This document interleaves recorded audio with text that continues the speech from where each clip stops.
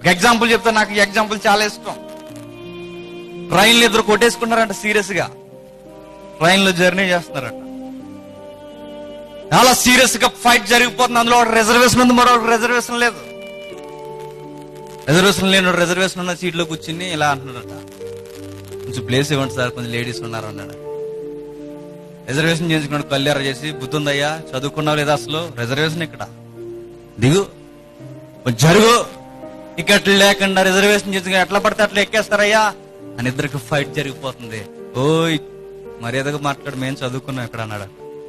నువ్వు అంత చదువుకున్నావుడైతే మరి రిజర్వేషన్ చేయించుకోవచ్చుగా అంటే, మాకు తెలుసు నువ్వు చెప్పాలా, ఎమర్జెన్సీ పనులు ఎక్కేమయ్యా అన్నారట.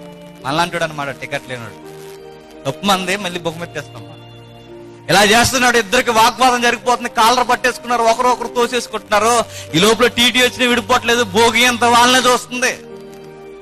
ఒకరు ఫైట్ ఒకరు చాలా ఉవ్వెత్తున కొట్టుకుంటే భోగి ఎంత వచ్చి వాళ్ళని చూస్తున్నప్పుడు ఈ లోపల ఏమైంది అంటే స్టేషన్ వచ్చింది, ఇద్దరు దిగిపోయారు.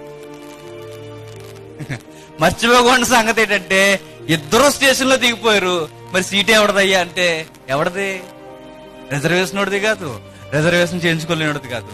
మరి సీట్ ఎవడదయ్యా అంటే రైల్వే వాడు. ఎవరిది కాదు, రైల్వే వాడు దించుకున్నాడు. ఈ మాత్రం దానికి ఒక గంట ప్రయాణం, 2 గంటల ప్రయాణానికి ఒకరిని ఒకరు కొట్టేసుకున్నారే. మన జీవితం కూడా ఒక ప్రయాణమే. 20 ఏళ్ల జీవితంలో గజం నేల కొరకు పక్కింటలతో పెద్ద ఫైట్ మనకి. ఈ 60 ఏళ్ల జీవితంలో అత్తగారితో, కోడలతో, భార్యతో, మామతో గొడవలు మనకి. ఈ డబ్బుల కొరకే సొంత సహోదరులే మాట్లాడుకోవడం మానేస్తారు. ఈ భూభాగాల కొరకే మాట్లాడుకోవడం మానేస్తారు. అక్కడ వరకు ఎందుకండి, సంఘాల్లో కూడా డబ్బుల కొరకు పెద్దల మధ్య ట్రెజరీలో గొడవలు వచ్చేస్తాయి. ఇన్ని గొడవల తర్వాత ఏం సాధిస్తారయ్యా అంటే, ఒకరోజు స్టేషన్ వచ్చేస్తుంది. ఆ స్టేషన్ ఏంటి? శ్మశానం. స్టేషన్ దగ్గరలో ఉందని నన్ను గుర్తేంటో చెప్పనా? అంతకుముందు 10 సార్ల క్రితం నాకు బాగానే కళ్ళు కనబడేయండి, ఈ మధ్య కనబడలేదంటే సిగ్నల్ పడుతుందని అర్థం. ఎక్కడికి? స్టేషన్ దగ్గరలో ఉంది. ఎక్కడ? శ్మశానం. అంతకుముందు నేను 2 బిర్యానీలు తినేసివ్వండి అండి, ఇప్పుడు కనీసం పెరిగాను తిన్న అరగట్లేదంటే ముందు దగ్గరలో ఏంటి? స్టేషన్. చెప్పండి, శ్మశానం. అంతకుముందు అంతా బాగానే ఉండేదండి, చాలా చక్కగా వెళ్ళిపోయింది ఎక్కడికి పడితే అక్కడ. ఈ మధ్య తోడు లేకుండా ఎక్కడికి వెళ్ళలేకపోతున్నానంటే చాలా దగ్గరకు వచ్చేసావు. ఎక్కడికి? స్టేషన్. ఇంకా జస్ట్ నెక్స్ట్ స్టేషనే దిగిపోతావు. ఇన్ని సిమ్టమ్స్ మనకు కనబడుతుంటే మన బాడీలో ఏం పట్టుకెళ్ళిపోతామని. సేవలో మోసం, బతుకుల్లో మోసం, సంఘంలో మోసం, బోధలో మోసం, బోధించిన దానికి లోబడని మోసం, చివరికి నన్ను నేనే మోసం చేసుకునే మోసం. ఇవన్నీ ఎక్కడ కలిపేస్తానయ్యా అంటే తీసుకెళ్లి శ్మశానంలో నాతో పాటు కలిపేస్తాను.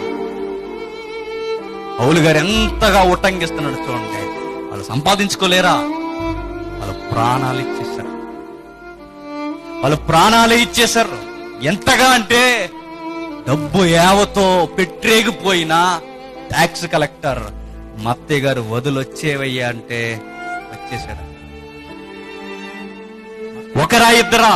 అపోస్తుడైన పౌలు తన గౌరవాన్ని, ధర్మశాస్త్రపు పాండిత్యాన్ని, ఏవైతే వారి తనకు ఘనతను తీసుకొస్తాయో వాటన్నిటినీ పక్కన పడేసి ఆయన ఒట్టుకాళ్ళతో అనేక మార్లు నడిచిపోయాడు. ఆకలి దప్పులతో ఉన్నాడు, జాగరాలతో ఉన్నాడు. చివరికి ఆయన ఏం చేశాడయ్యా అంటే తన ప్రాణాన్నే అనుముగా ప్రభు కొరకు ఇచ్చేశాడు. నేను అనుకుంటాను వాళ్ళంత అమాయకుల ప్రాణాలు ఇచ్చేయడానికి, ఒకవేళ వాళ్ళ అమాయకులు అనుకుంటే మనకంత అమాయకులు ఎవరు ఉండరు. వాళ్ళు సంపాదించుకోలేకపోయారండి, కనీసం తెలివితేటలు లేవని వారిని చూసి మనం అనుకుంటే తెలివితేటలు లేని వారికి కాదు, ఎవరికి? మనకు లేవు. వాళ్ళకి అర్థమైపోయింది ఉత్తమమైనది ఏంటంటే మేము పొందుకోవాల్సింది ఇక్కడ కాదు మరెక్కడా? ఆ జీవితంలో. అందుకే వాళ్ళకి సంపాదన మీద లేదు, అందుకే సేవను అడ్డు పెట్టుకోలేదు, అందుకే ఎవరిని మోసం చేయలేదు. చివరికి ప్రభు కొరకే వారు తలలు ఇచ్చేశారు.